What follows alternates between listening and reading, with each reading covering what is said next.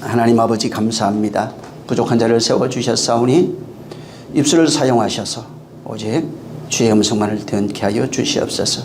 하나님 아버지, 정말 주의 말씀이 우리에게 생명되는 걸 정말 우리가 잘 알고 있고, 정말 그 생명이 나를 살리는 것도 잘 알고 있으나 정말 우리가 그 생명된 나의 존재, 생명이 나와 하나 되어 내가 생명이라고 하는 것을 정말 우리가 깨달지 못하고 살아가는 이가 많이 있는 이때에 우리는 내가 생명이 되었고 또 생명된 자로 살아가고 있으며 생명을 말하고 있는 것을 우리가 잘 알고 있사오니 마지막 이때에 정말 많은 죽어가는 양들 혹은 잠들어 있는 자들을 깨워서 진리 가운데로 인도할 수 있는 능력 있게 도와주시옵소서. 오늘 이 말씀을 통해서 또 우리가 주의 마음을 깨닫게 하시고 또 그 마음을 더 깊이 알아서 감사와 찬미와 영광을 돌리며 또 이 깨닫는 것들을 나누어 줄 수 있는 능력이 있도록 정말 구제의 힘이 있도록 역사하여 주시옵소서. 성령님도 함께 하시기를 원하며 예수 이름으로 축복하고 기도했습니다. 아멘. 자, 마태복음 13장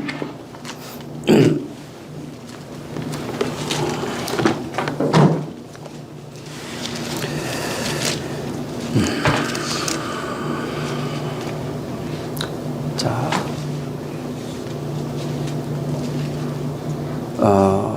3절부터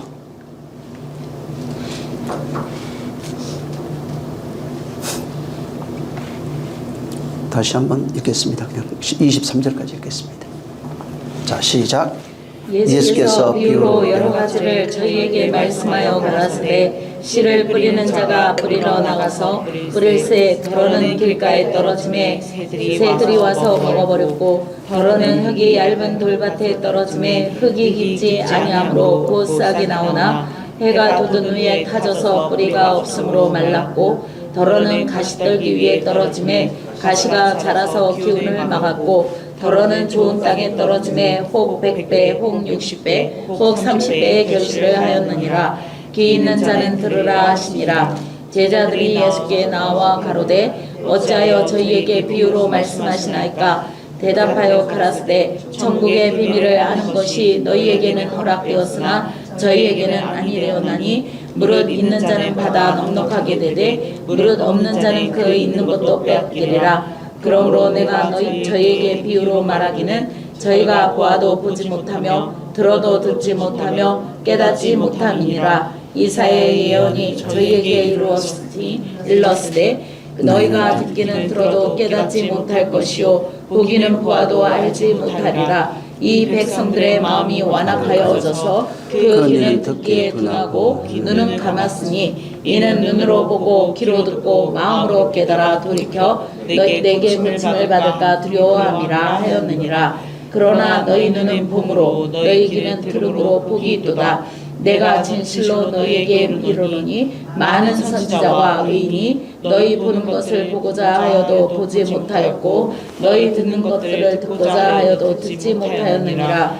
그런즉 씨 뿌리는 비유를 들으라. 아무나 천국 말씀을 듣고 깨닫지 못할 때에는 악한 자가 와서 그 마음에 뿌리온 것을 빼앗나니 이는 곧 길가에 뿌리온 자요 돌밭에 뿌리었다는 것은 말씀을 듣고 즉시 기쁨으로 받되 그 속에 뿌리가 없어 잠시 견디다가 말씀을 인하여 반란이나 핍박이 일어나는 때에는 곧 넘어지는 자요 가시떨기에 뿌리었다는 것은 말씀을 들으나 세상의 염려와 재리의 유혹에 말씀이 막혀 결실치 못하는 자요 좋은 땅에 뿌리었다는 것은 말씀을 듣고 깨닫는 자니 결실하여 혹 100배, 혹 60배, 혹 30배가 되었느니라. 아멘.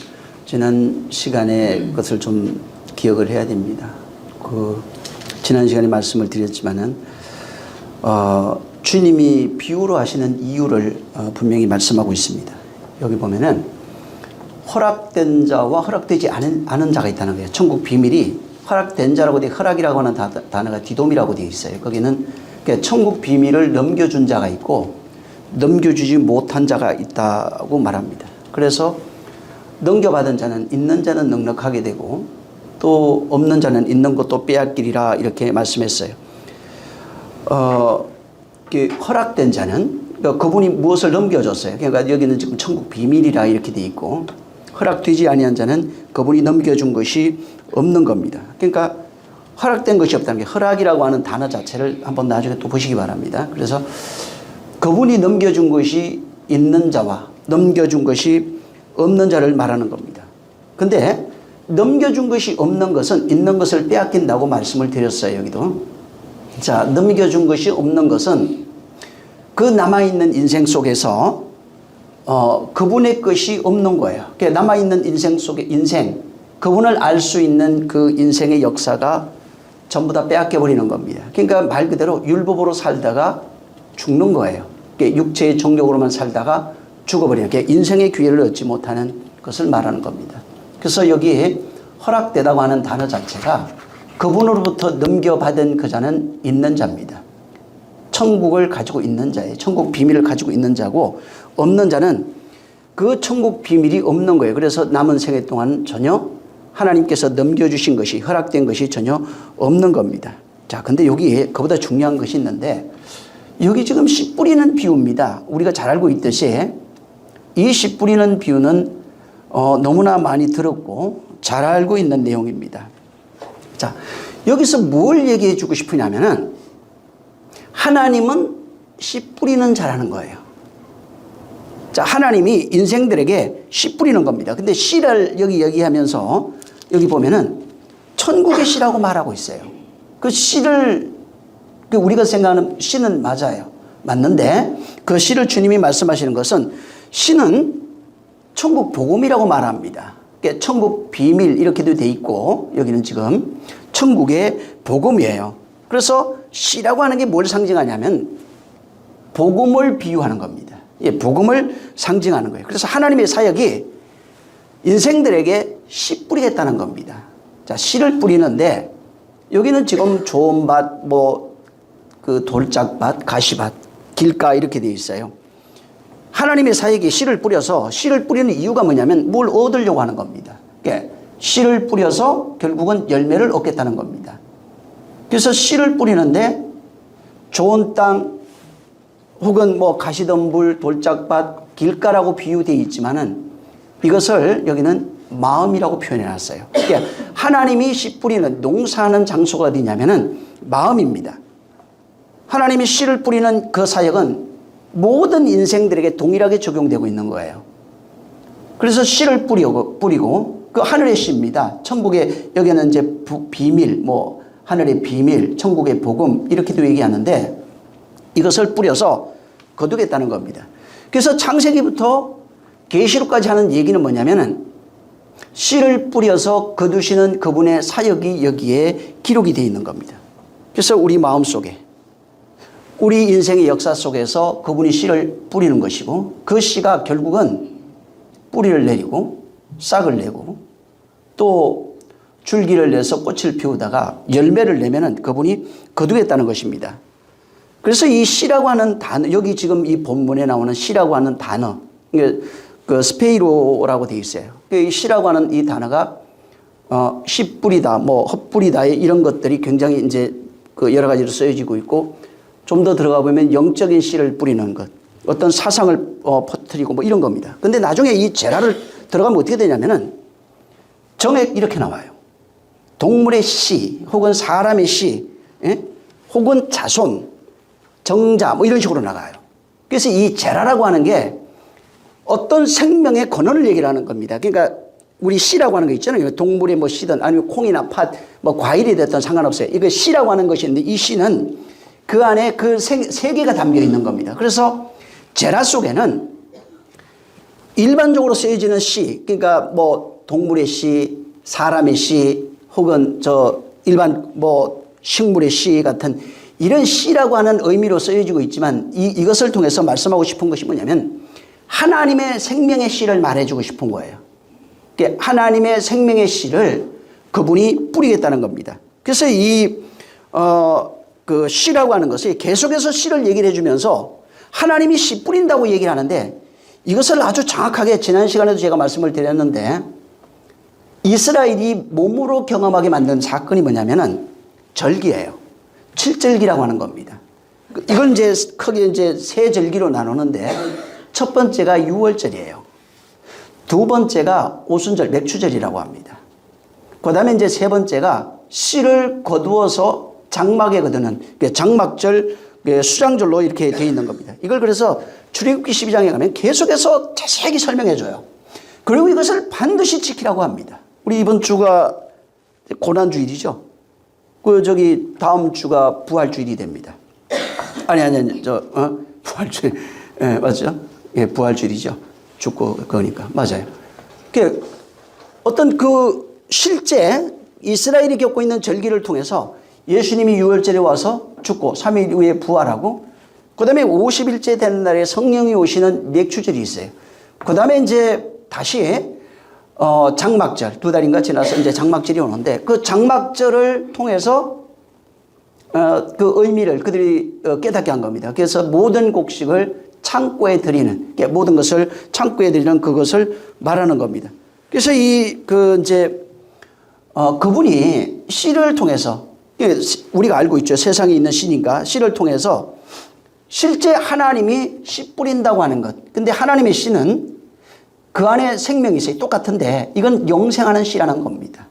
사람이 뿌리는 것은 물론 계속해서 연결이 돼요. 씨는 신기하게 왜 벼씨도 마찬가지인데 심어놓으면 그 다음에 이제 열매를 맺죠. 열매 맺으면 그 열매를 다시 심어요. 그래서 씨라고 하는 것을 가르쳐 주는 게 뭐냐면 없어지지가 않아요. 이거는.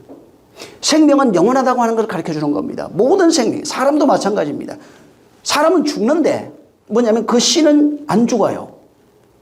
계속해서 연결이 되고 1000년, 10,000년, 수만 년을 이어가는 겁니다. 그래서 생명은 계속해서 번성이 되는 겁니다. 그걸 계속해서 가르쳐 주는 겁니다.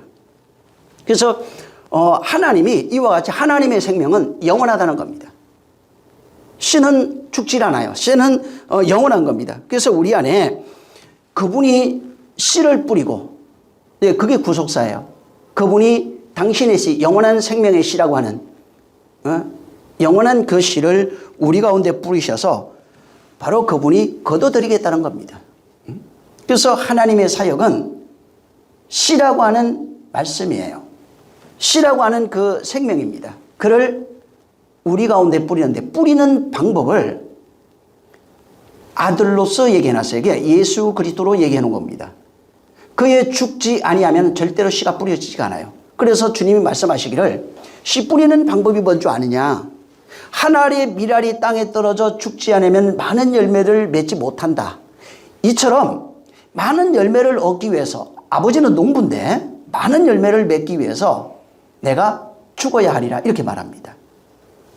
그래서 그가 이 세상에 오신 것은 나는 죽으러 왔다는 겁니다. 죽으러. 이 세상에 많은 열매 맺게 하기 위해서 한 알의 밀이 땅에 떨어져 죽게 한다는 겁니다. 모든 인생은 사람의 인생이 있죠. 역사도 있고요. 인류의 역사가 있습니다. 근데 이것은 이 세상의 역사예요. 사람의 역사입니다. 근데 여기에는 뭐가 없냐면은 하나님의 생명의 씨가 없는 겁니다. 그래서 인생들이 가장 기대하고 바라야 되는 게 뭐냐면 씨를 사모하는 거예요. 그래서 구약에 여자에 대한 얘기를 굉장히 많이 하고 여자들이 나타나는 성경에 나오는 여자들의 공통점이 하나 있는데 그것이 뭐냐면 씨를 사모하는 겁니다. 씨를 얻기 위해서 있는 힘을 다합니다. 그리고 씨를 얻으면 자유자가 돼요. 씨가 없으면 오히려 저주라고 말합니다. 이것을 모형으로 보여주고 있는 거예요. 그래서 그 씨를 받아서 받은 자가 되면 자유자라고 그래요. 똑같습니다. 율법 아래 살아가고 있는 인생들의 그 삶은 씨가 없는 삶이에요. 근데 여기에 하나님의 씨가 들어오면은 그리고 그 씨가 들어와서 그 씨가 생명이 자라가고 그 씨로 살아가는 그 삶이 되면은 이제부터는 바로 진리의 삶. 이것을 모형으로 보여준 데가 출애굽기 사건입니다. 그러니까 출애굽기에서는 애굽에 있을 때 종의 삶이에요. 씨가 없는 자유자의 삶이 아니고 그건 말 그대로 종의 삶입니다. 땅으로 살아가는 그 삶을 모형하고 있고 근데 여기에 씨가 들어오니까 이들이 애굽에서 나오기 시작하는 겁니다. 반드시 여기는 하나님의 씨가 들어와야 돼요. 그래서 모세를 통해서 하나님의 씨가 그들에게 들어오니까 그들이 종살이 하던 애굽을 떠나 광야로 가기 시작하는 겁니다. 이게 하나의 모형입니다.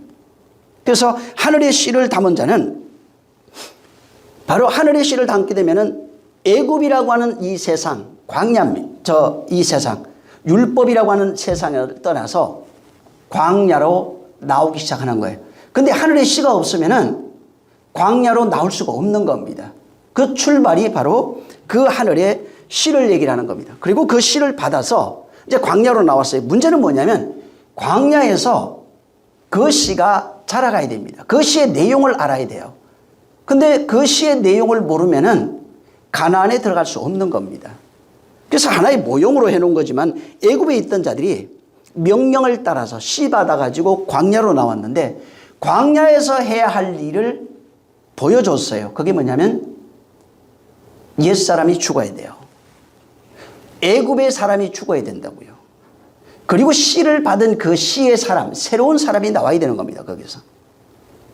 씨로 말미암아 새로운 사람이 나와야 돼요. 그래서 그 새로운 사람을 가나안이라고 하는 창고에 들어가는 겁니다. 드리는 겁니다. 그 하나의 어떤 모형으로 해놓은 겁니다.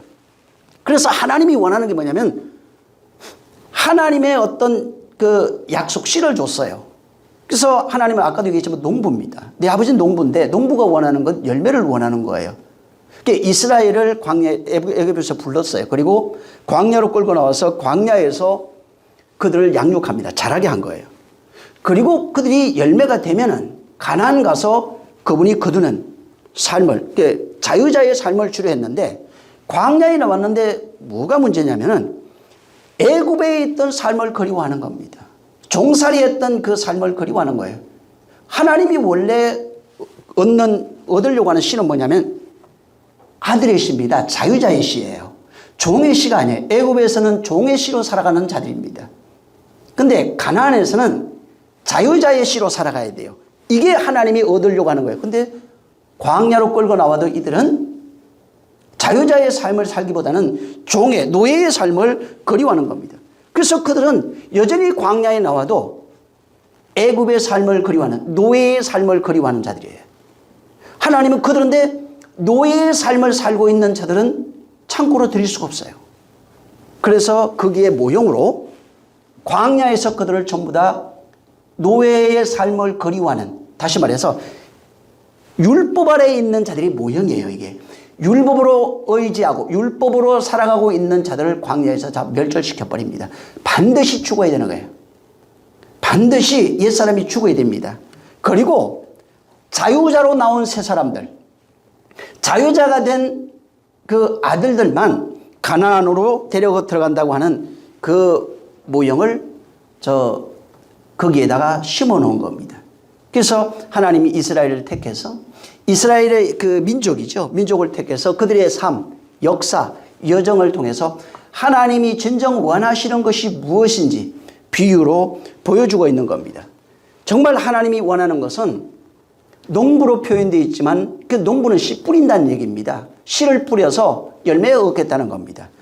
근데 성경에는 그분이 원하는 열매는 아들의 열매입니다. 자유자의 열매예요. 종의 열매가 아니에요. 이 세상에 있는 모든 것들은 종의 열매입니다.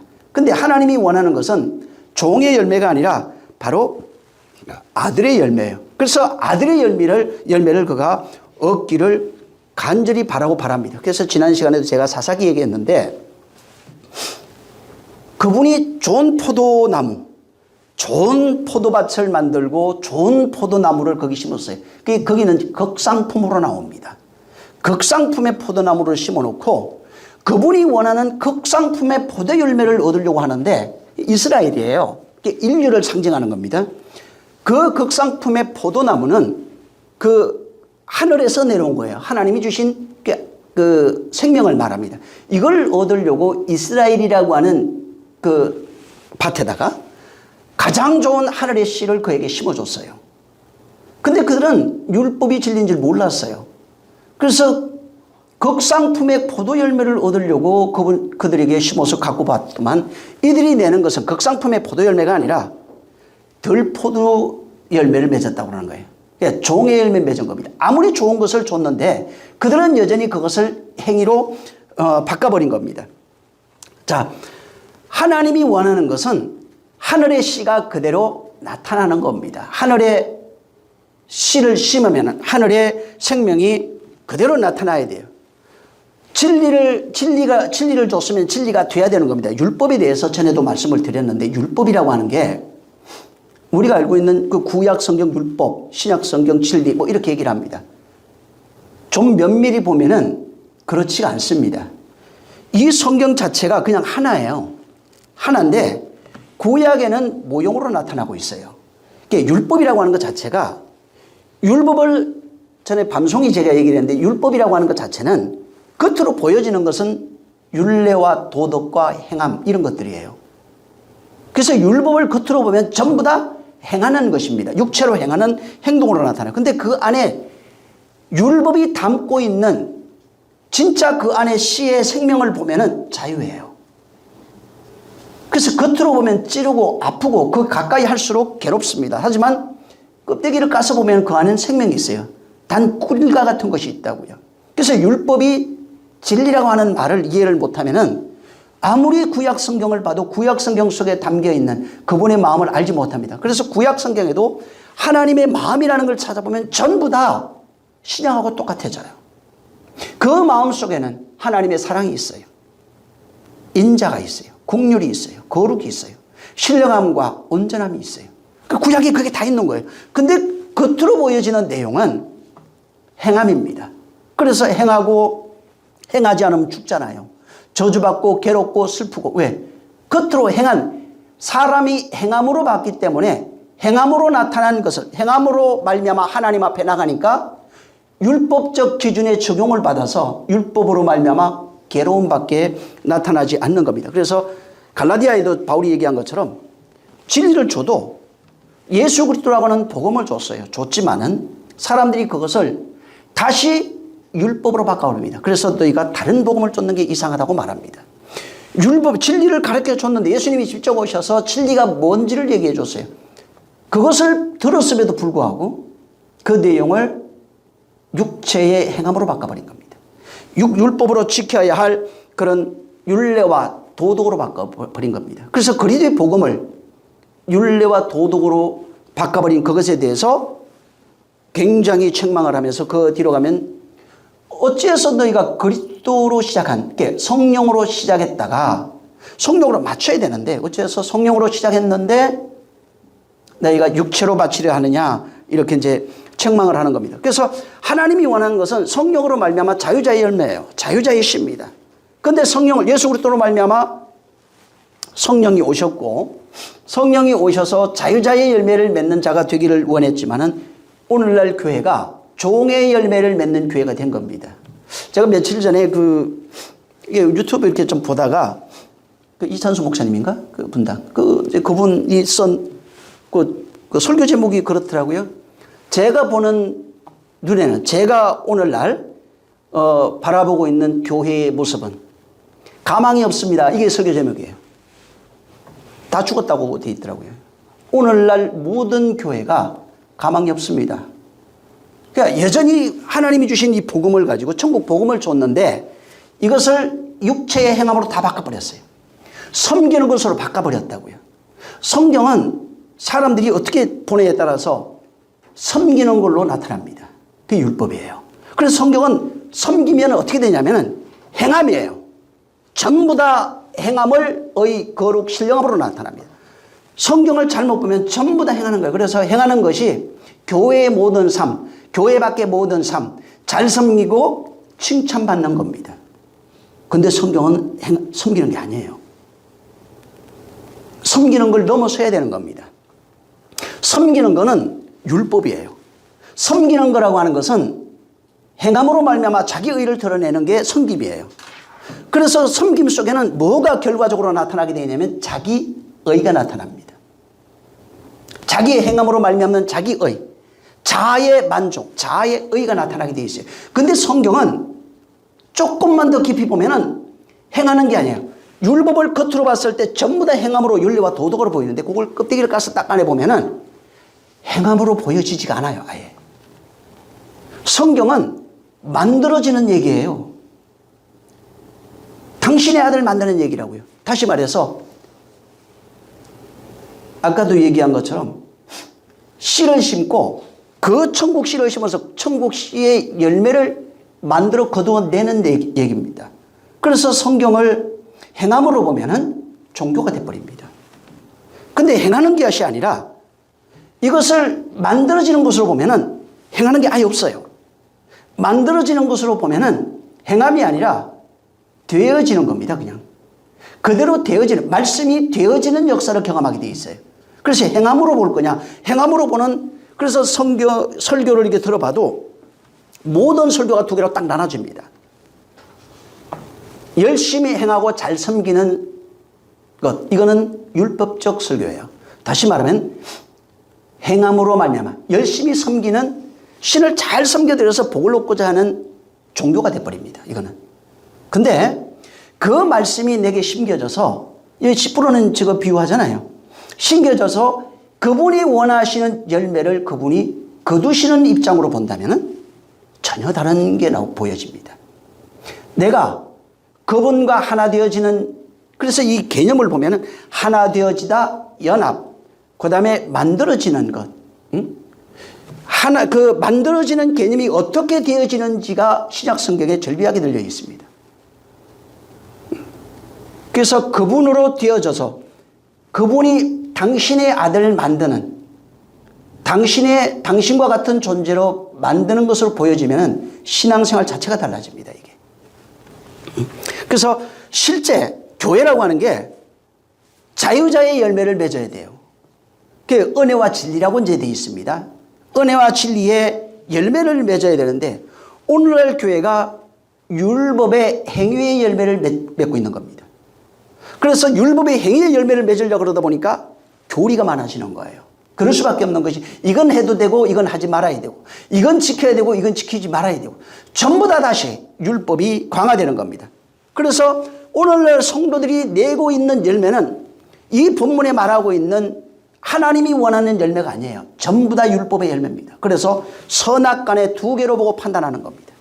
이것이 빨리 깨져야 되는 겁니다. 선악간에 두 개로 보고 판단하고 있는 그 모습이, 율법의 열매 맺는 모습이 바울이 얘기했던 성령으로 시작했다가 율법으로, 육체로 마치려 하는 사람들의 모습이에요. 오늘날 교회의 모습이에요. 성령으로 시작하면은 자유자의 열매가 나와야 됩니다. 그 생명의 열매가 나와야 되는 겁니다. 만약에 이것이 나오지 않으면 여전히 율법의 행위의 열매, 자기 의를 드러내는, 끊임없이 오늘날 성도들 보세요.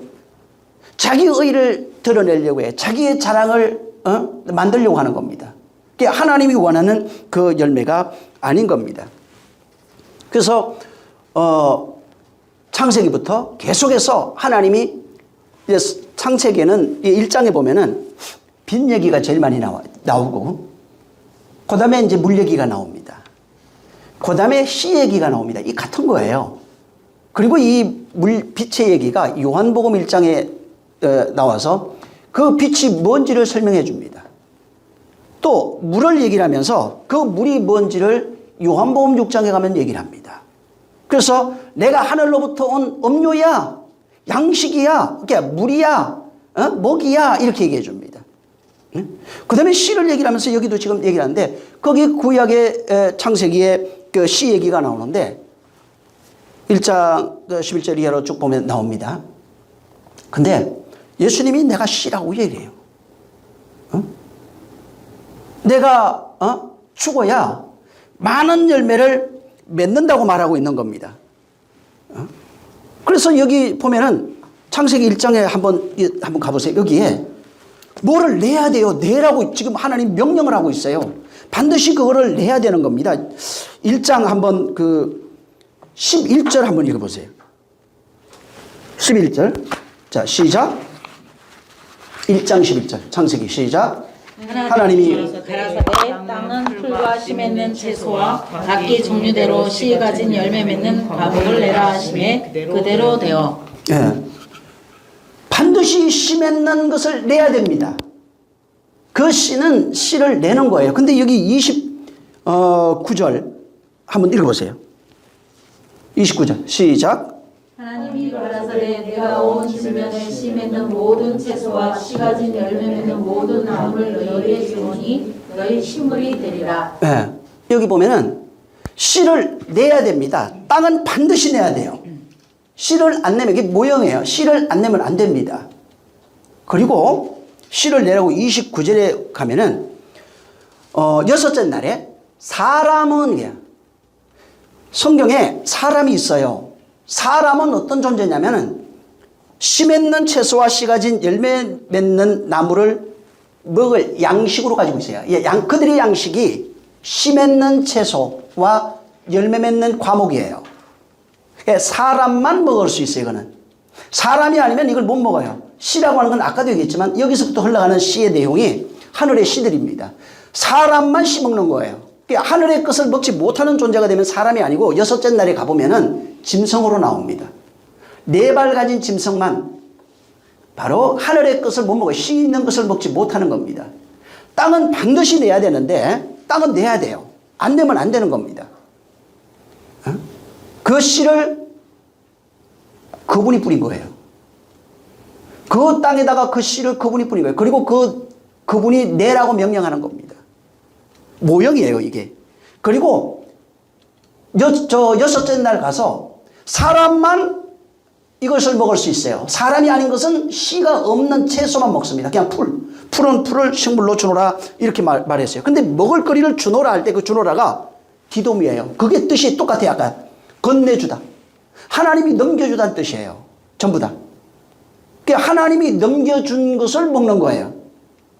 하나님이 넘겨주지 아니한 것을 먹을 수가 없는 겁니다. 그래서 이 아담과 하와가 여기 보면은 하나님이 넘겨준 그 양식, 하늘로서 온 양식을 먹는 자로서 여기 모형해 놓은 겁니다. 그것을 상징해 놓은 거예요. 그래서 그들이 먹을 거리가 뭐냐면 하늘에서 온 양식이라는 겁니다. 그 모형으로 그냥 치가진 것을 먹어야 돼 하는데 그 의미는 하늘의 씨예요. 이 땅의 것이 아니라 이 땅의 것으로 먹고 사는 사람을 여기는 동물로 표현해놨고 짐승입니다. 다시 말하면 이게 풀어보면은 율법에서 율법으로 먹고 사는 사람은 짐승이라고 말하고 있는 겁니다. 하늘의 것을 먹지 못하는 사람은 풀을 먹고 있는 자. 그래서 인생을 풀은 풀 갖고 구약이 나오죠. 풀은 풀 같다고 하는 게 육체로 살아가는 존재, 율법 아래에 있는 존재입니다. 그래서 피었다 잠깐 지어버리는 겁니다. 율법 아래에 있는 자들을 상징해, 육체를 상징하는 겁니다. 육체로 정욕으로 살아가는 존재. 육체의 소유는 성령을 거스리고 성령의 소유는 육체를 거스린다고 그러잖아요. 이와 같이 육체로 살아가고 있는 존재, 율법으로 살아가고 있는 존재들입니다. 근데 사람은 하늘의 것으로 사는 존재예요. 풀은 풀이 아니라 씨, 내가 씨입니다. 하늘에서 온 씨라고 말해요. 하나님은 씨 뿌리는 농부입니다. 그 씨를, 나라고 하는 씨를 너희 속에 뿌리는 겁니다. 자, 그래서 바로 하나님이 건네준 씨가 있어요. 이 씨가 씨를 받은 자들을 교회라고 합니다. 신약에는. 하나님이 건네줬어요. 자, 건네주라고 할 때 이게 굉장히 중요한데 그 디도미로 되어 있는데 이 건네주는 것은 하나님이 건네준 것이 있어요. 유일무이한 씨가 하나 있어요. 그게 예수 그리스도예요. 그 씨를 건네받은 자가 있고 건네받지 못한 자가 있다는 겁니다. 그 씨가 뿌려진 겁니다. 그래서 그 씨를 받은 자를 교회라고 그래요. 그래서 그 씨를 여기 창세기 1장으로 보면 어떻게 되냐면 너희에게 먹을 거리로 줬다 이렇게 돼 있어요. 그 씨, 이 세상에 씨가 없어요. 그 비유로 얘기를 한 건데 하나님이 먹을 거리로 준 것은 씨 맺는 채소와 과목이에요. 이 천상천하에서 씨를 가지고 있는 분은, 생명의 씨를 가지고 있는 분은 예수 그리스도 한 분밖에 없어요. 그러면 그분이 이 땅에 온 것은 뭐예요? 먹을 거리라고 말하는 겁니다. 하나님이 우리에게 먹을 거리를 준 것은 예수 그리스도 한 분밖에 없어요. 그걸 모형으로 한 것이 예수님이 이 세상 태어날 때에 마구간 말구유에 먹을 거리로 온 거예요. 짐승의 먹이로 왔다 이런 뜻으로 거기다가 이제 표현해 놓은 겁니다.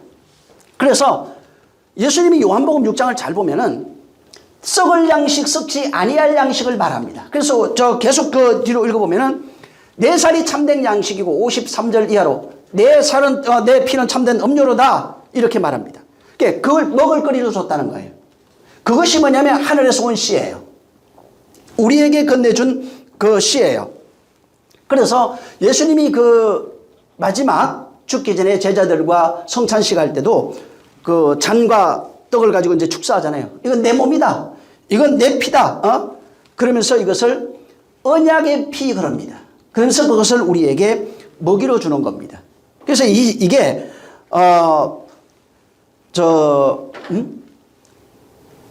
그 살과 그 피를 우리에게 주심으로써 그것이 우리에게 양식이 되는 거예요.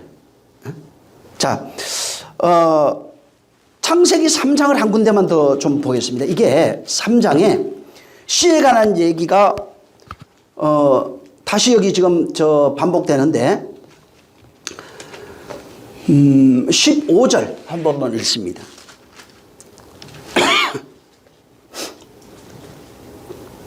자, 시작. 내가 너로 여자와 원수가 되게 하고 너의 후손도 여자의 후손과 원수가 되게 하리니 여자의 후손은 내 머리를 상하게 할 것이요 너는 그의 발꿈치를 상하게 할 것이니라 하시고. 네. 자, 여기 후손 나와요.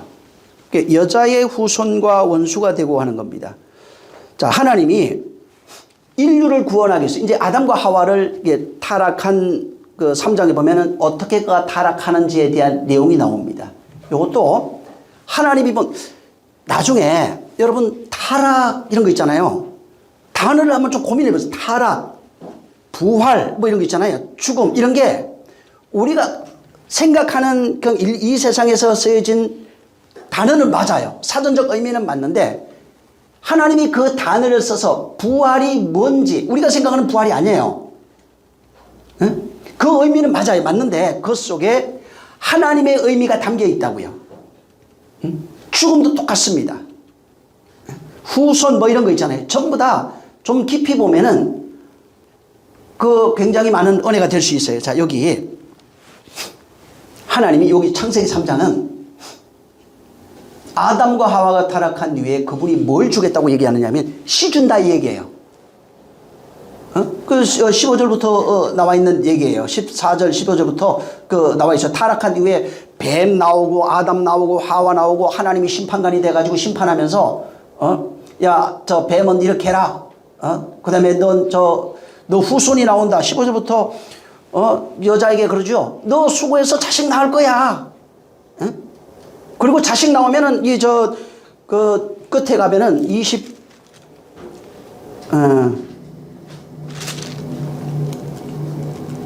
20절 산자의 어미 된다 그랬어요. 자식을 낳으면은 산자의 어미가 된다는 겁니다. 자, 여기 씨를 다시 말합니다. 내가 씨 줄게. 네가 결혼해서 자식 낳으면이 아니에요. 여자가 자식 낳으면 이렇게 돼 있어요. 그래서 씨를 줄 테니까 자, 이 아담과 하와 죽은 자예요. 타락에서 죽은 자를 어떻게 이 죽은 자가 살아나는지에 대한 모형이 15절에 있어요. 이 두 사람이 사는 방법이 씨가 와야 돼요. 그 후손이라고 돼 있어요. 여기는 그 자식, 너희가 수고하고 자식을 낳는다 그랬어요. 그러니까 자식이 와야 돼요. 씨가 와야 되는 겁니다. 다시 말해, 선악과 먹고 죽은 자가 살 수 있는 방법은 어떤 자식이 오면 돼요. 그 자식을 낳아야 되는 겁니다. 자, 선악과 먹은 존재가 누구냐면 아담과 하와입니다. 그러니까 아담과 하와가 모형하는 게 뭐냐면 선악과예요. 다시 말해서 선악을 분별하며 살아가고 있는 존재라는 얘기입니다. 다시 말해서 율법 아래 살아가고 있는 존재, 자아의 욕망으로 살아가고 있는 존재입니다. 자, 이 존재가 율법 아래, 다시 말하면 율법 아래 율법으로 살아가고 있는, 행위를 쫓으며 살아가고 있는 존재가 살아날 수 있는 방법, 그들이 절대로 기다려야 되는 게 뭐냐면 씨라는 게 자손이에요.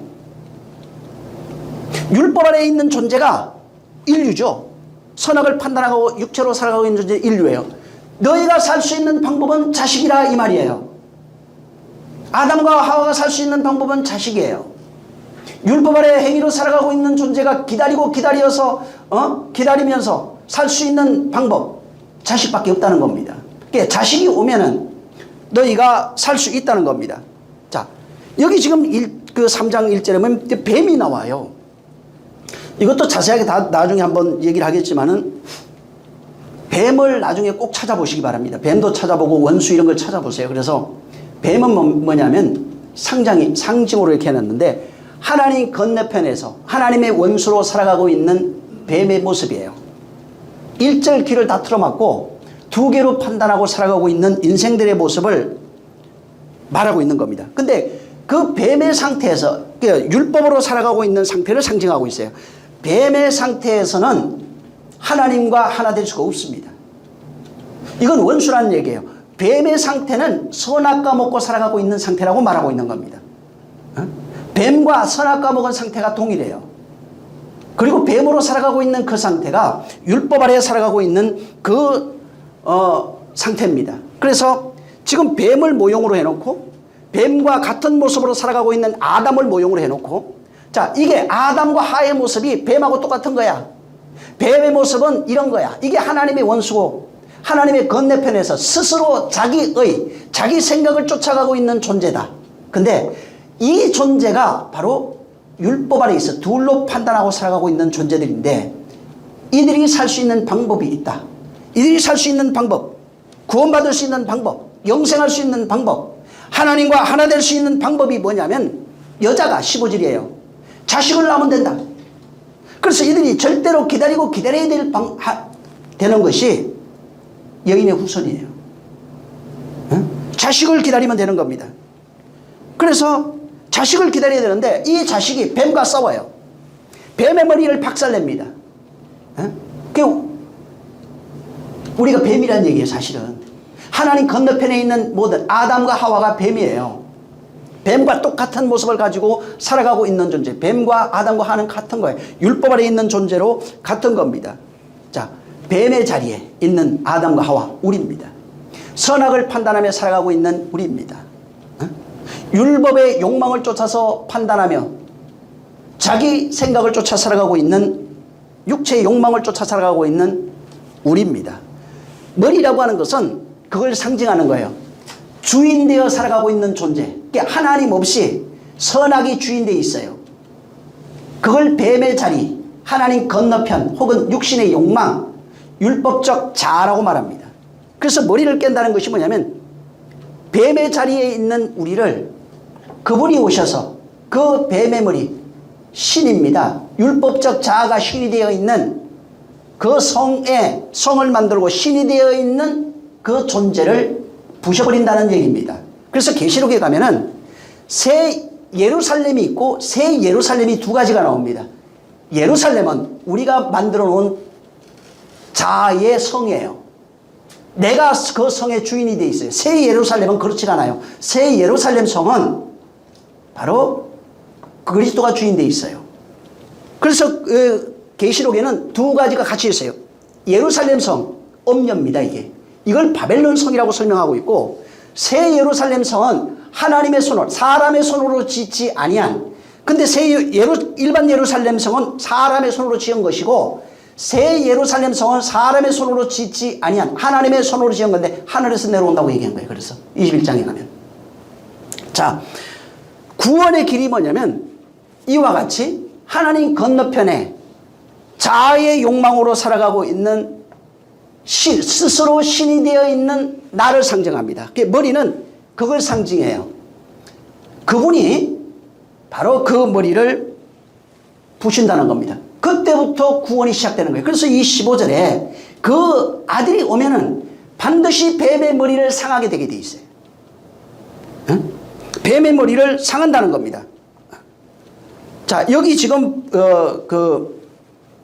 이 뱀이 지금 다시 3장에 이제 자세하게 이제 설명하면서 뱀이 어떤 모습인지를 여기 설명해 놨어요. 자, 그것은 뱀으로 살아가고 있는 우리의 모습을 여기에다 담아 놓은 겁니다.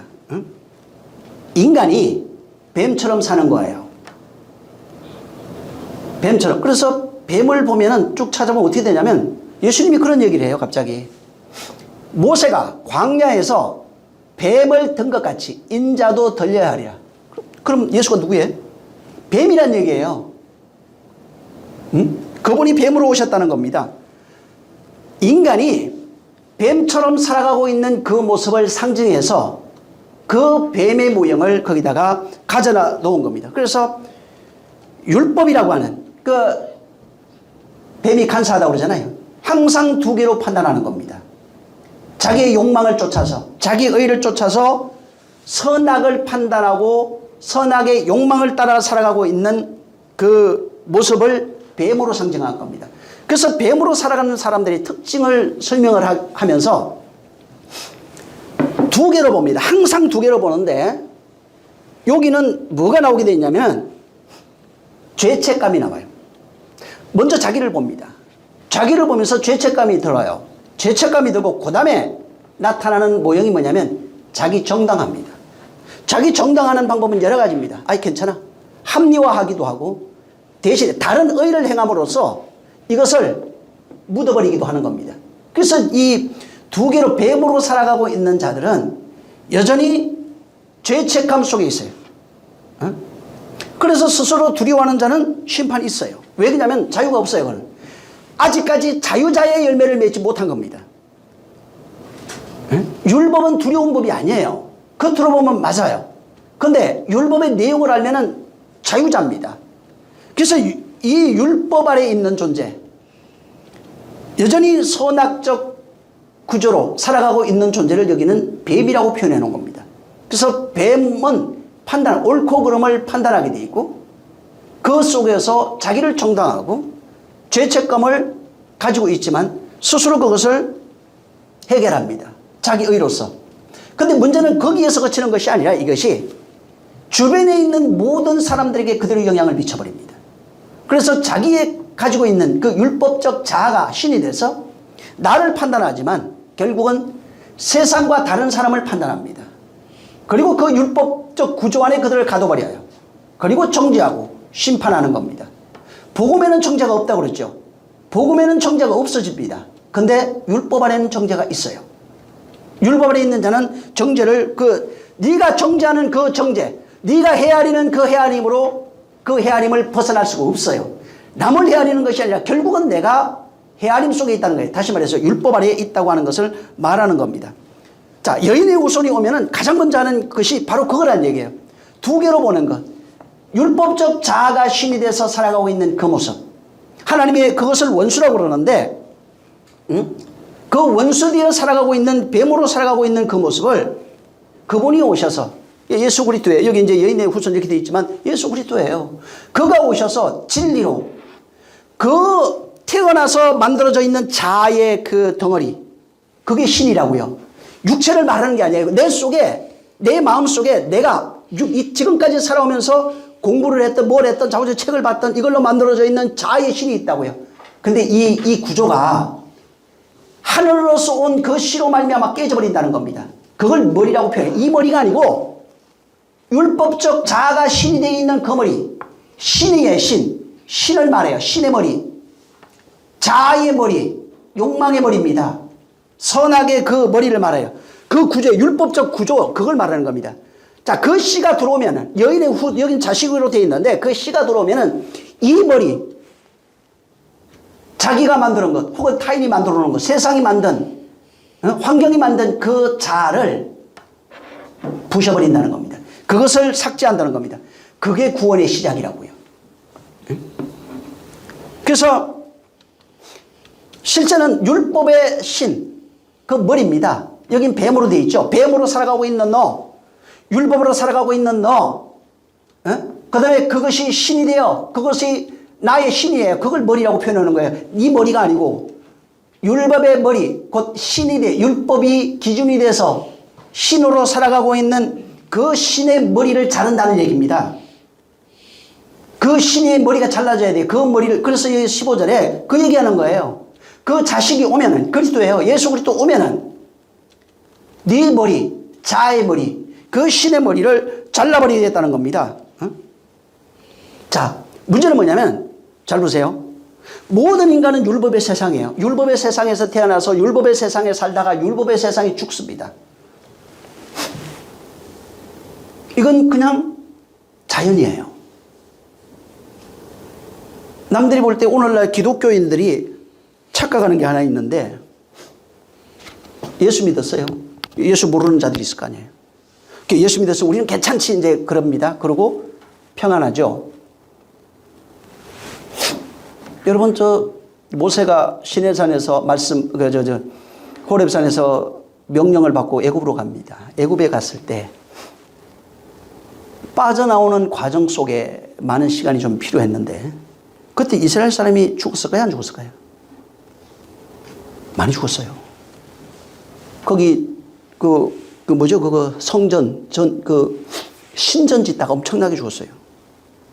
아직 내 백성인데. 근데 그들을 그러면 하나도 안 죽게 해야지 말 받는 순간부터. 죽어요. 오는 과정에도 죽어요. 늙어도 죽어요. 아무렇지도 않다고요. 사람들이 어떤 그 획일적 기준을 가지고 인류사를 자꾸 보려고 그러다 보니까 저 멀리 떨어져 있던 한국은 고려나 이런 사람 어떡하냐고 이거. 이 세상은 밭이에요. 이스라엘의 하나의 모형이라고요. 그분이 원하는 것은 그 씨 뿌리고 씨가 거기에서 잘 자라서 자기가 원하는 씨를 창고에 드리는 겁니다. 이 세상 율법이에요. 자, 율법인데 모든 사람이 율법에 태어났잖아요. 육체는 짐승이에요. 그냥 흙에서 왔다 흙으로 가는 겁니다. 육체라고 모형으로 보여주고 있는 건데 그냥 반복되어 살아가는 그냥 육체일 뿐이에요. 아무것도 아니라고요. 그래서 시간이 있어요. 그냥 있다가 이제 가면 그만이에요.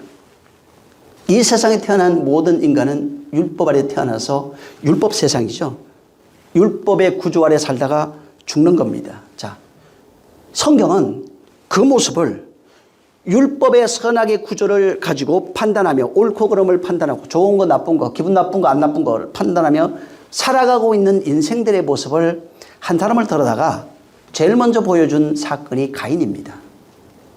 그러니까 가인을 통해서 하나님이 율법 아래 살아가고 있는 인생들의 모습, 이 세상 아무렇지도 않아요. 그냥 아담과 하와가 이 세상 이제 그 율법으로 살아가고 있는 자들의 모형을 가지고 거기에서 태어난 아담과 하와 사이에 태어난 선악의 구조로 사는 그게 타락이다 얘기를 해놓고 타락한 자들의 삶, 가인이에요. 가인이 우리 저 동생 최초의 살인자고죠. 나쁜 자 이렇게 얘기를 하는데 모형이에요. 그냥 이 세상은 그렇게 죽어도 죽는 거고 수명을 다해서 죽는 것도 죽는 거고 병을 얻어 죽는 것도 죽는 거예요. 전쟁에 얼마나 많이 죽는데요. 그냥 죽는 거예요. 그건 아무렇지도 않은 거라고요. 그냥 이 세상 흘러가는 자식이 먼저 죽어도 그래봐야 100년도 앞서지 않아요. 어제 죽고 오늘 죽거나 똑같은 거예요. 100년 전에 죽거나 지금 죽거나 똑같은 거라고요. 율법의 세상에서 살아가는 그 삶을 가인으로 얘기하는 거예요. 그리고 가인을 들어다가 뭐 어떻게 표현해 놓고 있냐면, 자, 죄 아래서 태어난 존재들이 너희인데, 가인인데, 가인의 삶이 율법 아래 살아가는 삶이다. 가인이 바로 너희들이라는 겁니다. 자, 근데 가인이 살 수 있는 방법이 있어 얘기를 한 게 창세기 4장이에요. 3장에 하나님의 원수, 선악의 신으로 살아가고 있는 자들이 살 수 있는 방법. 건너편에서 율법 아래 그 뱀으로 살아가고 있는 자들이 사는 방법이 씨를, 자손을 기다리는 겁니다. 그리고 4장에 가면 좀 더 자세하게 얘기합니다. 자세하게. 자, 가인이 너희들이야. 가인의 삶이 바로 너희들인데, 가인이 살 수 있는 방법을 내가 가르쳐 줄게. 한번 그 뒤에 한번 읽어보세요. 자, 4장 1절을 한번 읽어보세요. 1절. 시작. 아담이 그 아내 하와와 동침함에 하와가 진짜로 말이 없다고 이르되 내가 여호와로 말미암아 동남하였다 하니라. 예. 여기 가인을 뭐 동남이에요. 아들 얻었다. 자식을 얻었어요. 자식을 얻었다 이런 거예요. 여기 나오는 단어하고 끝장의 끝절 그 26절에 나오는 단어는 달라요. 여기 그 셋에 대해서만 뭐라고 표현하냐면은 비로소 아들을 얻었다 이렇게 얘기해요. 근데 여기 1절에는 아들을 얻었다는 말이 없어요. 원문 들어가 보세요. 아들이 없어요. 그냥 동남이에요. 말 그대로. 자식을 얻은 거예요. 근데 여기는 동남을 해야 돼요. 아들이라 이렇게 칭한다고요. 자, 여기 가인의 모형이 뭐냐면 율법으로 살아가고 있는 모든 인생들의 군상의 모형입니다. 율법 아래 태어나 살아가고 이 세상에 태어나 살아가고 있는 자들의 삶이에요. 자, 근데 가인이 여기 보면은 뭐가 나면 아벨을 죽이는 걸로 나와요. 자, 가인의 삶이 가인이 살 수 있는 방법을 가르쳐 줄게 하고 말하는 게 뭐냐면 가인은 반드시 이게 우리의 율법 아래 있는 우리의 모습이라고 그랬죠.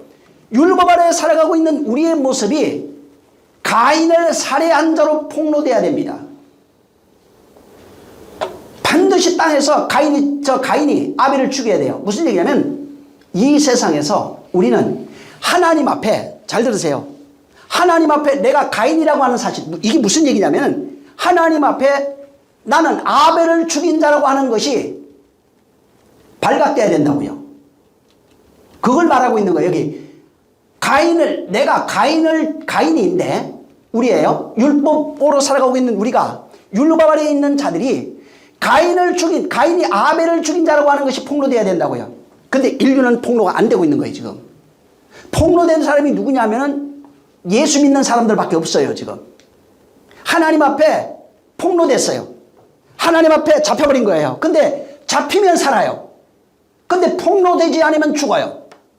여기 지금 너희가 가인이라고 말하고 있고 가인은 실제 누구냐면 아벨을 죽인 자라는 겁니다. 아벨을 죽인 자예요. 하나님 앞에 폭로되면은 살아요. 표를 줘서. 나중에 표가 계시록에 가면은 임마전자로 나와요. 성령의 표로 나와요. 다시. 표를 받게 돼 있어요. 응? 자, 마찬가지로 여기 지금 인생들을 말해요. 우리 가인은 인류 율법 아래 살아가고 있는 자기 힘을 의지하고 될 사람이에요. 그래서 자기 힘을 의지하고 요거 똑같은 게 이제 에서인데 그 될 사람의 모습으로 살아가고 있는 자인데 이게 누구냐면 하나님 앞에 발각이 돼요. 형제를 죽인 자로 발각이 돼야 되는 거예요. 오늘날 발각 안 되려고 그러잖아요. 발각이 돼야 된다고 말하는 겁니다. 여기는 형제를 죽인 자로 폭로되는 겁니다. 자, 형제를 죽였는데 형제가 누구예요? 여기는 아벨이에요. 아벨이 누굴 얘기하면 아벨과 셋이 나오는데 아벨은 예수입니다. 셋은 그리스도예요. 아벨이 죽어야 그리스도가 온다는 얘기예요. 이걸 여기에 담아놓은 겁니다.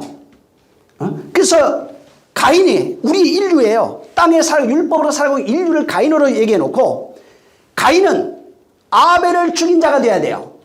근데 이 죽인 것이 발각이 돼야 된다고요. 발각 안 되면 예수 믿는 자는 발각된 사람이고 안 믿는 사람은 발각 안 된 사람이에요. 쉽게 말해서 숨어있는 사람이라고요. 전부 다. 응? 근데 여기 가인이 하나님 앞에 아벨을 죽인 것이 발각됐고 시인해버렸어요. 맞아요. 내가 죽였어요. 근데 나 좀 살려주세요. 그런다고요.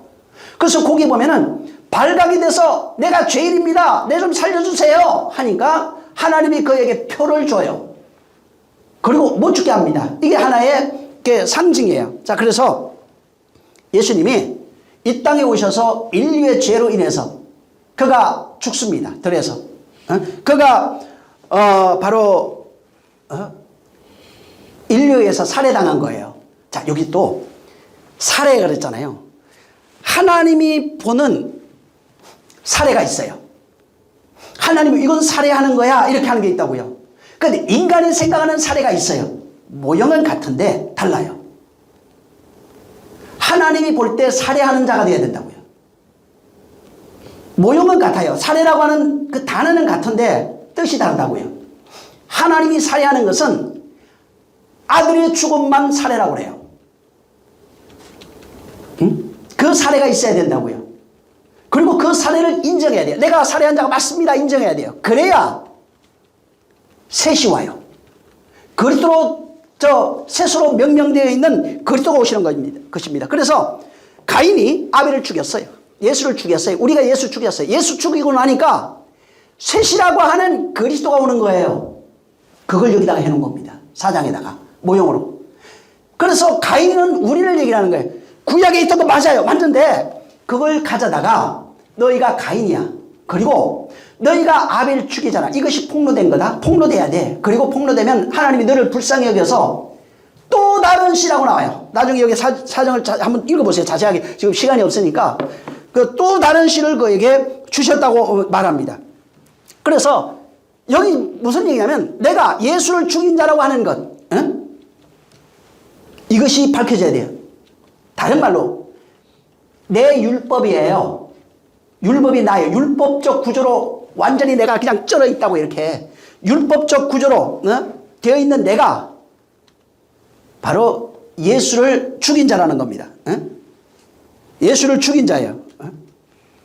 자, 근데 예수가 죽음으로 그 아벨이 죽어요. 복이 하나 나타나는데 아벨의 죽음, 곧 예수의 죽음이에요.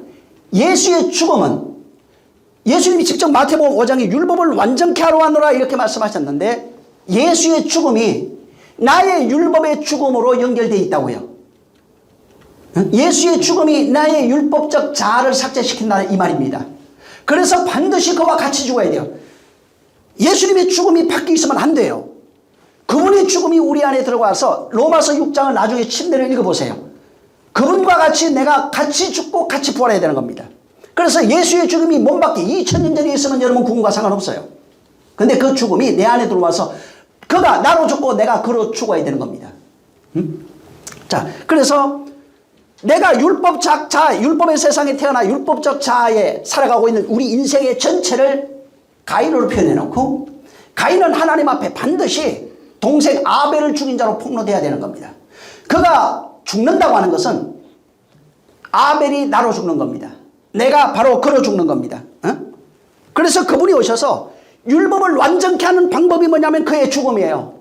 행함이 아니라고요. 율법이 완전하게 되는 방법이 뭐냐면 하나님이 의롭다는 방법이 우리의 율법적 행함이 아니라 그의 죽음이 내 죽음이 되면 율법의 행함이 아니라 하나님이 의라고 말한다고요. 사람들은 자꾸 성경을 읽으면 행함으로 얘기하는 그게 아니고 하나님은 바로 예수의 죽음이 내 죽음이 되고 내가 그로 죽으면 하나님이 의로운 거야 이렇게 얘기해요. 그걸 믿음이라는 단어로 표현해놨어요. 그래서 그의 죽음과 연합된 것을 믿음이라고 그런다고요. 그의 죽음과 그냥 내가 믿습니다가 아니고 이건 그냥 단어적인 거고 그의 죽음과 내가 연합이 돼야 비로소 믿음이라고 할 수 있어요. 그냥 하나님이 우리 믿음이라고 써도 하나님 믿음이라고 안 쓴다고요. 하나님 믿음이라고 쓰는 것은 그의 죽음과 내 죽음이 하나가 돼야 이제부터 믿음이에요. 그리고 그 결국 그 끝이 끝까지 가보면 그게 구원이라고요. 왜? 그 속에 그분의 죽음으로 말미암아 나의 전 인생 동안의 역사 속 인생의 역사 속에서 나의 율법적 자아가 다 죽어버려요.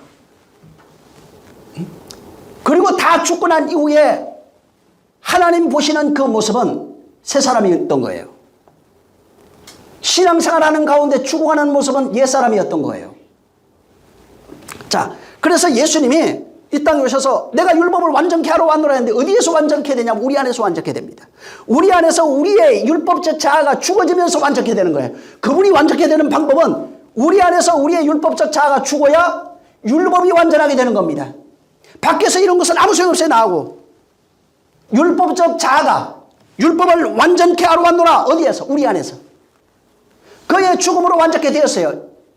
다 보여줬다고요. 그리고 이제는 진짜 우리 안에서 내가 너로 죽을 거야 하고 문 두드리고 있는 거예요. 문 두드리면 그가 와서 우리를 죽여요. 내가 그로 죽을 수 있는 길이 열리는 겁니다.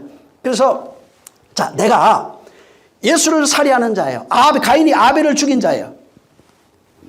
예수님이 오셔서 율법 그가 죽으심으로 내가 율법이 죽어요. 그게 완전케 되는 말. 그게 죽지 아니하면 율법이 완전케 될 수 있는 방법이 있어요. 행함으로는 성경을 다 지켜도 안 돼요. 이게 하나님이 보시는 율법이 야 율법이 진짜 이루어졌네 라고 말한 게 새 사람이 돼야 돼요. 그의 죽음으로 하면 내가 그로 죽고 그가 나로 죽으면은 완전케 되는 겁니다. 그래서 그 완전케 돼야 비로소 율법에서 해방된 자예요. 죄와 사망의 법에서 해방됐다고 그러잖아요. 완전케 돼야 돼요. 새 사람이 돼야 된다고요.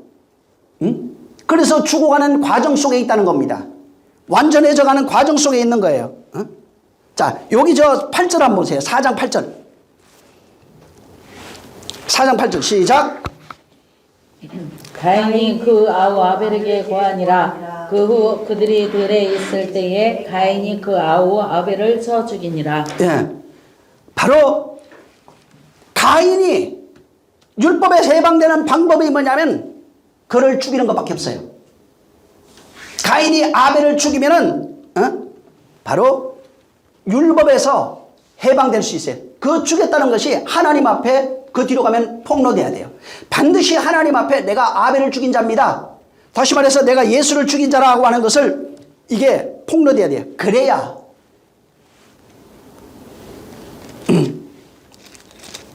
25절 읽으세요. 25절. 이게 폭로되고 난 이후에 나타나는 거예요. 아담과 하와에게 여자라고 표현되는 하와예요. 자, 시작. 아담이 다시 아내와 동침함에 그가 아들을 낳아 그 이름을 셋이라 하였으니 이는 하나님이 내게 가인의 죽인 아벨 대신에 다른 씨를 주셨다 함이며. 여기 잘 보세요. 가인이 아벨을 죽인 게 폭로돼야 되고, 폭로되고 난 이후에 그가 살고자 하니까 그를 살려줘요. 근데 살려주는 방법이 여자가 여기 여자에게 씨가 생겨야 돼요. 그러면서 여기 씨를 얘기를 하는데 제랍니다. 여기가 바로 아벨이 아담이 다시 아내와 동침함에 그 아들을 낳았는데 그 이름을 셋이라 했어요. 그 이유가 뭐냐고 되어 있냐 하면은 이는 하나님이 내게 가인이 죽인 아벨 대신 다른 씨를 주셨답니다. 다른 씨를 주신 이유가 아벨이 죽어야 된다고요. 예수가 죽어야 다른 씨가 온다고요. 그걸 여기다 적어 놓은 거예요. 모형으로 해 놓은 겁니다. 그래서 아벨 대신에 씨가 오려면은 아벨의 죽음에 예수의 죽은 것이 폭로돼야 돼요. 내 안에서. 내가 예수 죽인 자라고 하는 것이 폭로돼야 된다고요. 아벨을 죽은 것이 폭로돼야 되는 거예요. 응? 여기 가인이 죽인 아벨 대신이에요. 씨는 이 셋은. 근데 여기 씨라고 돼요. 그게 제랍니다. 하늘에서 씨 줬다 이 말이에요. 다른 씨를 준 거예요. 어떤 자에게? 가인 대신이에요. 가인이 죽인 아벨 대신이에요. 약속의 씨를 폭로되고 나니까 그에게 주는 겁니다. 여자에게 그 씨를 넘겨준 거예요. 그래서 여기다 하나님이 주셨다 할 때 그 주셨다가 디돔이에요. 디돔이가 아까도 얘기했죠. 하나님이 넘겨주다는 뜻입니다. 하나님 뭘 넘겨준 거예요. 다른 씨를 그에게 넘겨줘요. 조건이 뭐냐면 아벨이 죽으면 다른 씨이 와요. 다른 씨가. 아벨이 안 죽으면 다른 씨가 안 와요. 예수님 왜 죽으시고 지금 사순절이잖아요. 죽고 부활하니까 왜 죽으셨어요? 그래. 그러면 안 된다니까. 안 죽으면은 내가 죽인 자라고 폭로 안 되면 그 씨가 안 와요. 그리스도라고 하는 씨가 안 오는 겁니다. 자, 가인, 아벨 셋이 있어요. 가인은 율법으로 살아가고 있는 우리를 상징합니다. 아벨은 그 율법을 완전케 하러 오신 예수를 상징합니다. 예수가 죽어야 돼요. 그리고 그의 죽음을 내가 경험하게 되면은 또 다른 씨, 제라라고 되어 있죠. 하나님이 건네준 또 다른 씨라고 하는 이 셋이 우리 안에 그대로 이루어지는 얘기예요. 이 4장은 가인, 아벨, 셋을 놓고 이 내용은 너다 얘기하고 있는 겁니다. 이걸 그대로 우리에게 보여주고 있는 거예요. 이게 우리 안에 이루어지는 내용을 여기 설명하고 있는 거예요. 옛날 이야기가 아니라 옛날 이야기 사건을 들어다가 이게 실상이야. 너희 안에 이렇게 이루어지는 거야. 너희 안에 예수가 죽어야 돼. 너희가 예수로 죽어야 돼. 그게 율법이 완전케 되는 거야. 그가 죽으면 씨가 와. 씨.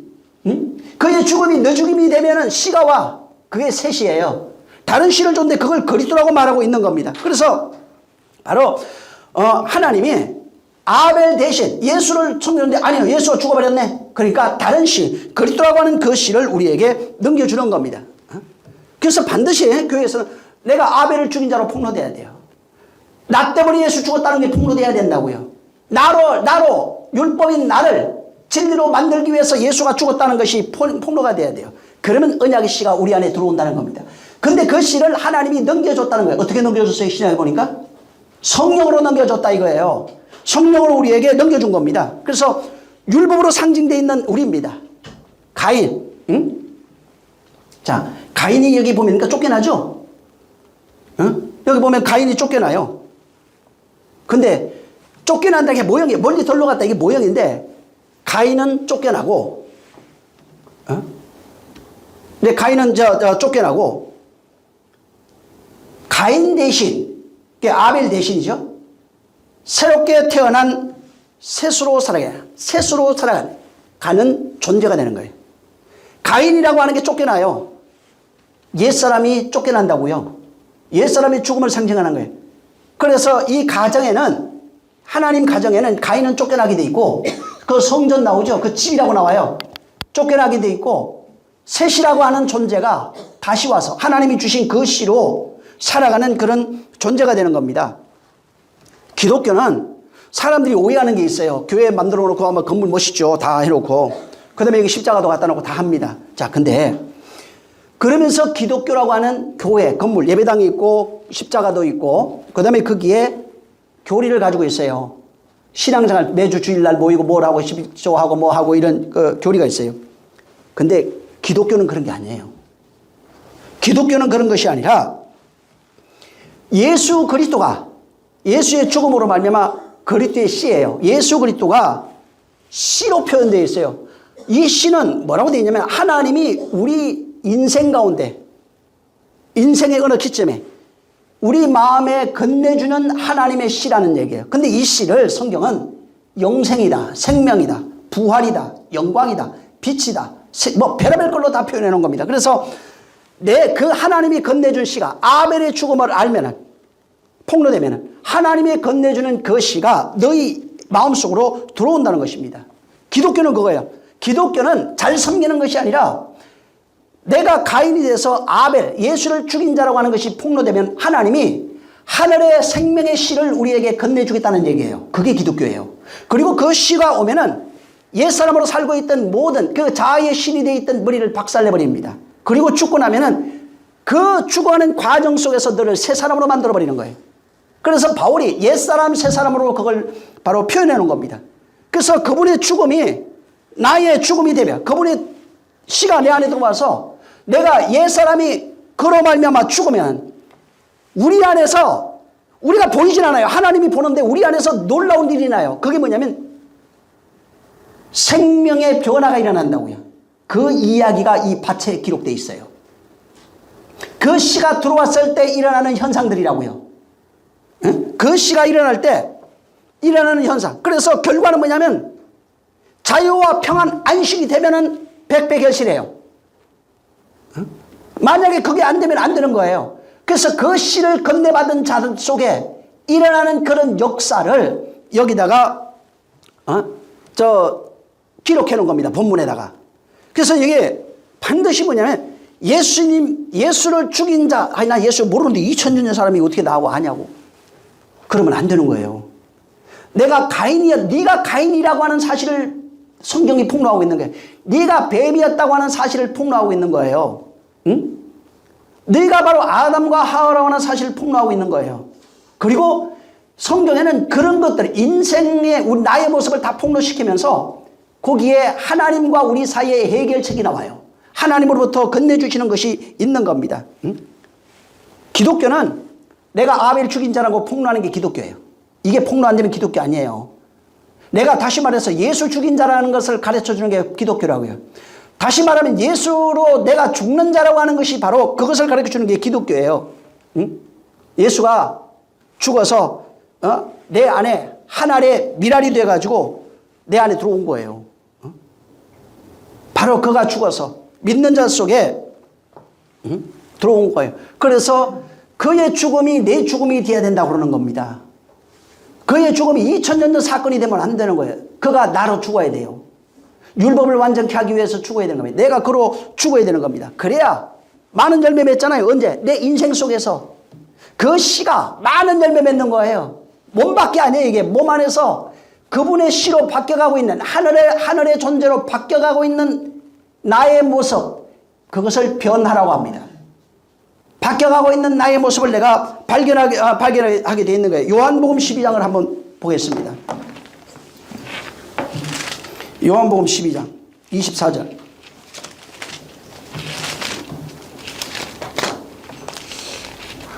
자, 시작. 내가 진실로 너희에게 이르노니 하늘의 밀이 땅에 떨어져 죽지 않으면 하늘 그대로 있고 죽으면 많은 열매를 맺느니라. 예. 그 씨가 내 안에 떨어져야 그리고 죽어야 돼요. 내가 예수로 죽고 그가 나로 죽어야 돼요.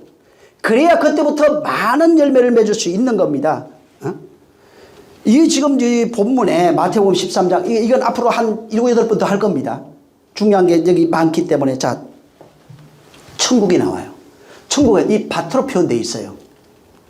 자, 밭은 하나님이 우리 마음, 내가 살아있는 기간 동안에 내 역사죠. 내 역사, 인간 역사입니다. 이 역사 동안에 내 마음에 뿌리는 씨로 표현되어 있어요. 그러니까 오늘 씨에 대한 얘기를 하고 있는 겁니다. 지난주하고. 이걸 알아야 이 내용을 좀 자세하게 이해할 수 있어요. 자, 하나님이 건네주는 천국이에요. 바로 그 천국을 이렇게 표현해 놓은 겁니다. 혹은 진리 생명이라고도 상관없어요. 이것은 우리 마음속에 그분이 건네주신 씨라는 것입니다.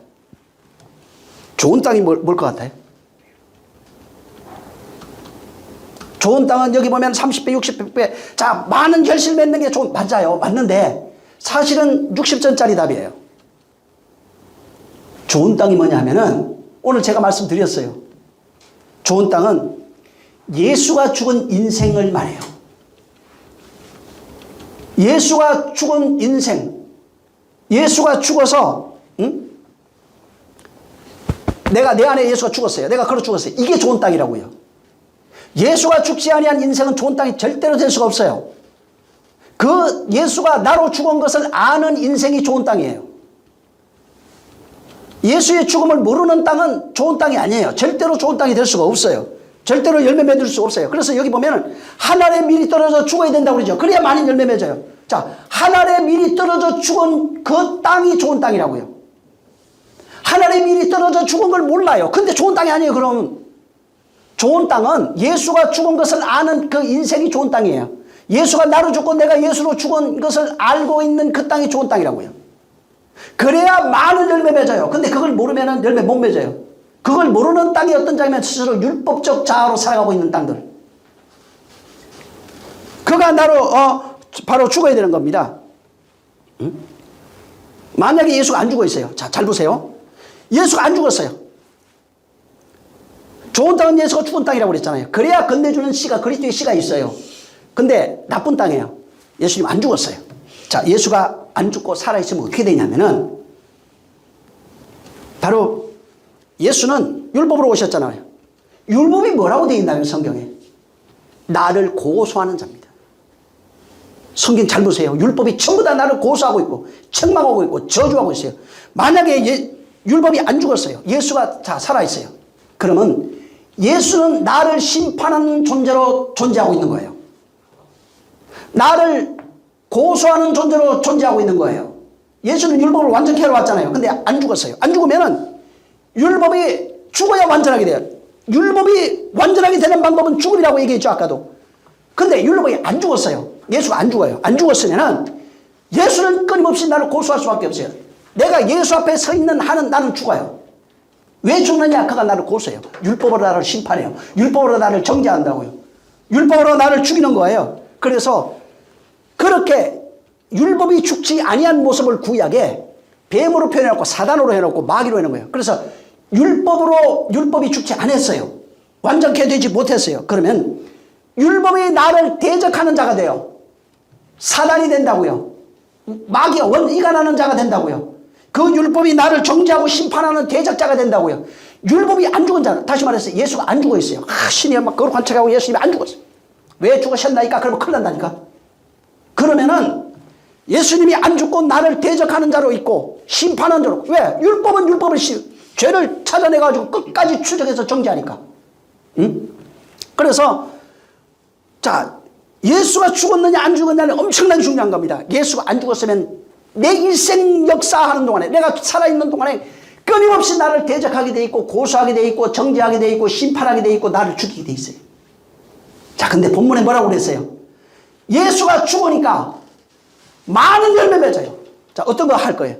예수를 안 죽일 거예요. 안 죽은 자로 폭로되면은 안 죽었어요. 죽인 적이 없어요. 난 죽인 적이 없는데요. 그러면은 예수는 정죄하는 자로, 율법의 주인으로 여러분을 정죄하기 시작할 겁니다. 그래서 정죄하는 것은 심판이 있다는 거예요. 응? 예수가 살아있으면 끊임없이 나를 대적하는 뱀이요 원수의 사단이 돼버려요. 그건 왜? 그게 율법이니까. 율법을 완전케 하러 온 분이니까. 근데 완전하게 아직 안 됐어요. 그러면 정죄하는 자예요. 완전하게 되면은, 완전하게 된 모습이 뭐예요? 죽은 거예요. 내가 걸어 죽고 그가 나로 죽은 거예요. 그래서 이게 다르다고요. 이게 그가 나로 죽으면은, 내가 걸어 죽으면은 좋은 땅이 돼서 많은 열매 맺는 자가 돼요. 그래서 내가 요한복음 12장에 지금 얘기했죠. 바로 그가 내가 죽으면은, 어디에서? 내 안에서 죽으면은 많은 열매 맺는 자예요. 이 본문에 저 마태복음 13장에 많은 열매 맺어요. 여기 100배로 표현했어요. 많은 열매. 어떤 자에게?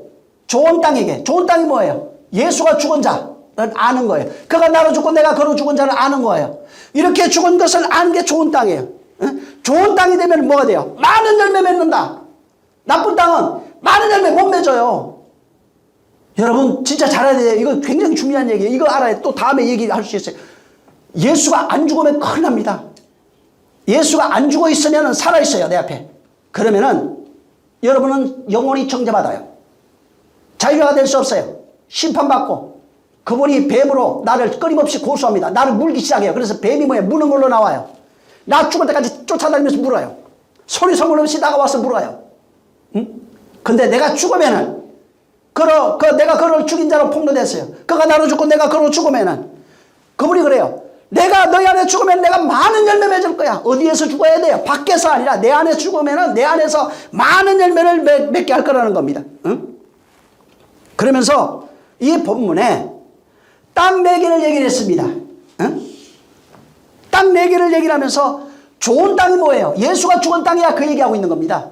땅 4개는 다음에 또 얘기할 겁니다. 진짜 좋은 땅이 뭔 줄 알아? 많은 열매 맺는 땅이야. 맞아요. 근데 그 전에 할 얘기가 있다고요. 예수가 죽은 땅이에요. 이거 모르면은 열매 맺는 게 뭔지를 몰라요. 진짜 좋은 땅은 예수가 죽은 땅이 좋은 땅이고, 예수가 죽은 땅, 그 땅에서만 많은 열매 맺을 수 있는 거예요. 그래서 하늘의 미랄이 떨어져 죽어야 많은 열매 맺는 거예요. 그래서 하늘의 미랄이 떨어지는 걸 모르면은, 이거 떨어져서 열매 아무런 소용없어요. 떨어져 죽었다는 걸 이게 전제되어 있지 않으면 열매는 아무 소용없는 거예요. 전부 다 종의 열매 맺어요. 율법의 열매 맺는다고요. 그래서 하나님이 보는 좋은 땅이라고 하는 개념은 우리가 보는 100배 그런 땅이 아니라 하늘의 미랄이 떨어져 죽는, 예수가 죽은 그 땅만을 좋은 땅으로 본다고요. 자, 그래서 바로 예수가 떨어져, 예수라고 하는 씨가 떨어져 죽어 많은 열매 맺었어요. 같이 있어요. 예수가 죽은 땅, 그 땅이 좋은 땅이고, 그 땅에선 반드시 100배 결실해요. 전제는 그가 죽음을 알고 있어야 돼요. 내가 걸어 죽고 내가 죽는 것을 알고 있어야 좋은 땅이고 100배 결실하는 거예요. 근데 앞에 그가 떨어져 죽은 사실을 모르면은 100배 결실 자체가 안 됩니다. 많은 결실을 맺을 수 없는 거예요. 그래서 나쁜 땅이 뭐냐면, 나쁜 땅은 여전히 예수가 율법의 땅으로 남아있는 거예요. 2개로 보고 있는 게 나쁜 땅이라고요. 예수의 죽음이 없어요. 자기 안에서는. 그게 죽어야 건네주는 씨가 있는데 예수의 죽음을 모르고 있는 땅이에요. 그게 나쁜 땅이에요. 여전히 율법으로 살아가고 있는 땅은 하나님 볼 때 나쁜 땅이라고요.